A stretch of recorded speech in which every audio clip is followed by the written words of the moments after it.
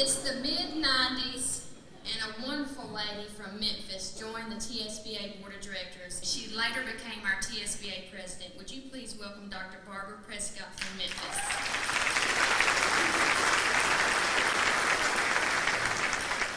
It's a real pleasure to be up here. I've been really excited about coming to participate in this, but I tell you, I've been thinking about it for a long time. And I got to worrying about this because I knew that Dan, until tonight anyway, would certainly be missing the fact that he may never get to come to another school board convention. And I thought to myself, goodness gracious, I need to be able to give him some kind of reassurance, so I started praying about it. And lo and behold, I had this vision, and you all may remember Mr. W.W. Jenkins, good old school board member from White County. He was on the board of directors, and Dan would trust what he says. So he came to me in this dream, and I said, W.W., I said, tell me, are there any school board conventions in heaven? He said, oh my goodness, Barbara. And he said, why do you want to know? I said, well, I'm going to do this toast. It's supposed to be a roast, but since everybody else has been so mean, I may be a little bit nice to him. But I said, I got to tell Dan whether or not there are any school board conventions in heaven, because I know he's going to want to know this. He says, well, I got some good news and I got some bad news. And I said, well, tell it to me. He said, oh, the good news is there are wonderful school board conventions in heaven. He said, the mansions up here are better than the Opryland Hotel. And there's somebody that's more efficient than Tina, that tells everybody what they're all supposed to do. And the flowers are great, and the breakout sessions are wonderful, and they got good food, and it's just wonderful. I said, well, W.W., if that's the good news, what in the world's the bad news? He says, well, I don't know if you need to tell Dan this, but I think he's scheduled to be the keynote next January.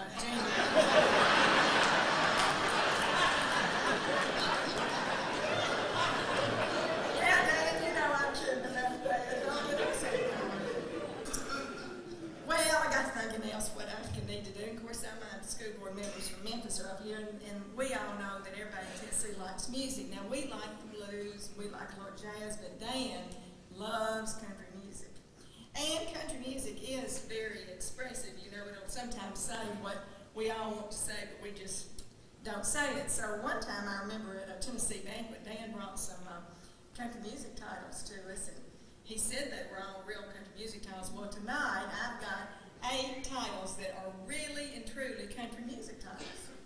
And they say some of what I think all of us would like to say to them. Number 1, how can I miss you if you won't go away?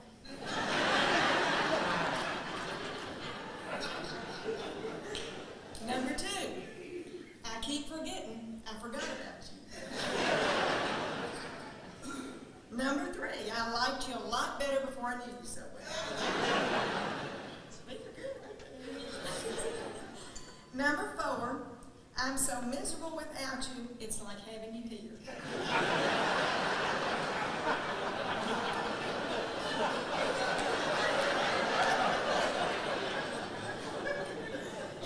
Number 5, get your biscuits in the oven and your buns in bed. I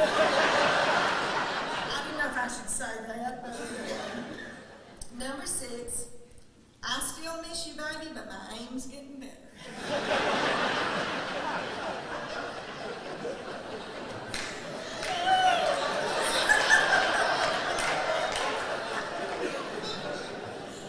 Now, finally, these are 2 of my personal favorites. One's for Paula, and one's for Dan. This one's for you, Paula.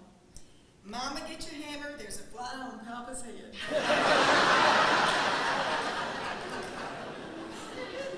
And then this last one, number 8. If I had shot you when I wanted to, I'd be out by now.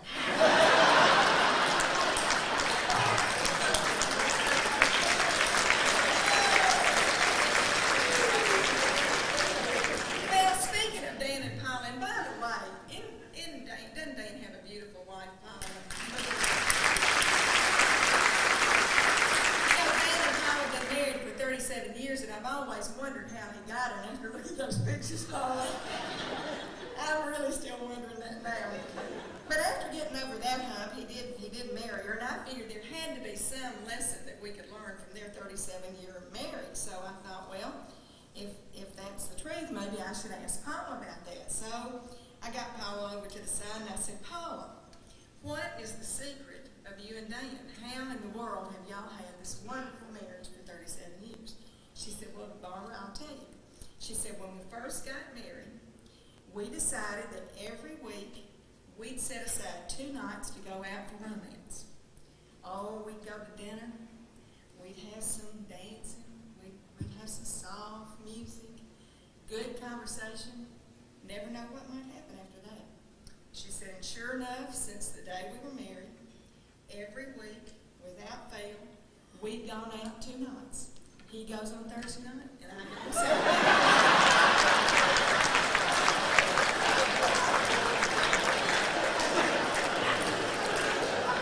And if, Paula, you don't do that right now, I suggest you do it in the next one because you're going to get really tired of it. Well, Dan, finally, you know that I am somewhat of a poet, not a very good one. And I don't have great material this time, but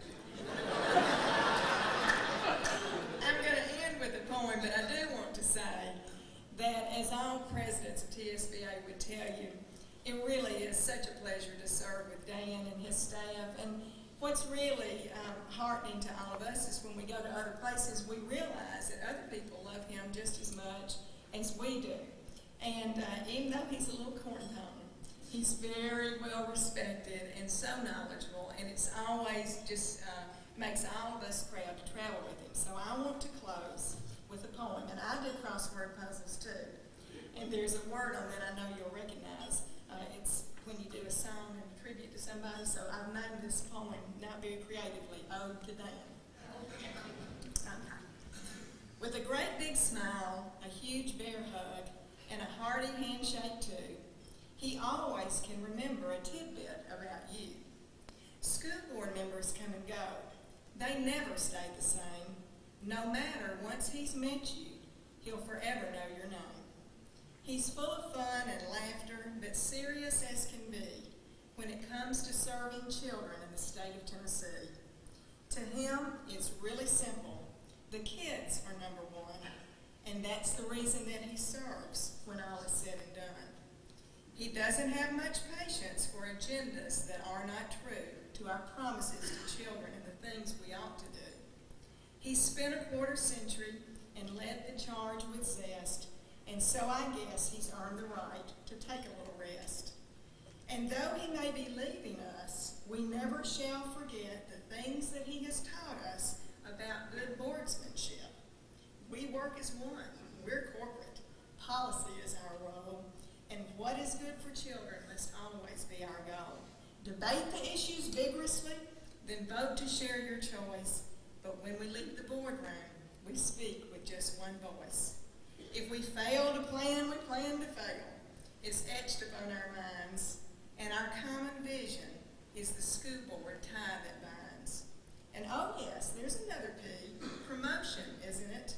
Promote your plan, he's told us, so the children benefit. He's preached that boards and superintendents have got to be a team. We're the what, they're the how, on the path to reach the dream. He stressed that we are leaders. Accountability is a must, for in the world of education, the buck clearly stops with us. He's shown a can-do attitude for possibilities untold when we strive for school board excellence and have the courage to be bold.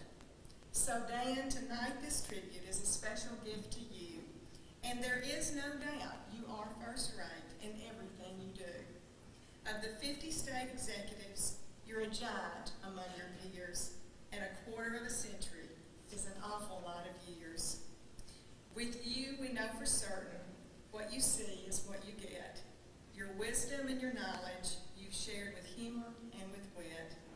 You've always given us your best, no fanfare, frills, or fuss, and you've made a world of difference to each and every one of us. Thank you.